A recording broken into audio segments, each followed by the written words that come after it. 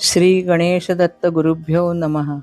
परमपूज्य गुरुदेवांच्या अमृतमयी हितोपदेशातील पाप व पुण्य या विषयावरील मार्गदर्शन आपण श्रवण करणार आहोत. गुरुर्ब्रह्मा गुरुर्विष्णू गुरुर्देवो महेश्वर गुरु साक्षात परब्रह्म तस्मै श्री गुरवे नमः.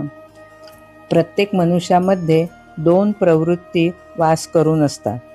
एक सात्विक वृत्ती असते आणि दुसरी राक्षसी वृत्ती असते. मनुष्याचे मन हे मुळातच आळशी असते आणि ते विकारांकडे धाव घेत असते. फक्त मनुष्य जन्मातच पापपुण्याची कल्पना येऊ शकते. शास्त्रामध्ये पापाची फेड सर्व जन्मामध्ये व सर्व योनीमध्ये सांगितलेली आहे. त्यामुळे पशुपक्ष्यांनाही पाप पुण्य फेडावे लागते. फक्त पाप किंवा पुण्य हे काही त्यांना कळत नाही. म्हणूनच मनुष्य जन्म मिळाल्यावर नीती नियमानुसार वागावे व योग्य असे धर्माचरण करावे. जेथे दैन्य व मत्सर वास करते तेथे पाप प्रवृत्ती आहे असे समजावे.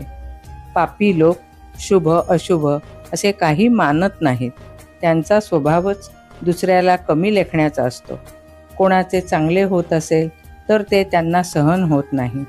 जेथे पुण्यवृत्ती असते ते देवाला मानतात. आपल्या जीवनात सुख शांती देवाच्या कृपेने प्राप्त झाली आहे म्हणून ते देवाचे आभार मानतात.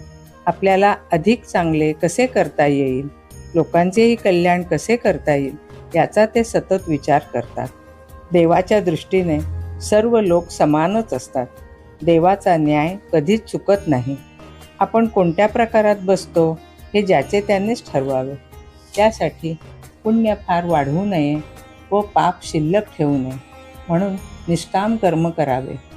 रोज रात्री आपल्या हातून वागताना काही चूक झाली असल्यास देवाची क्षमा मागावी व चांगले कर्म घडले तर ते श्रीकृष्णार्पण करावे.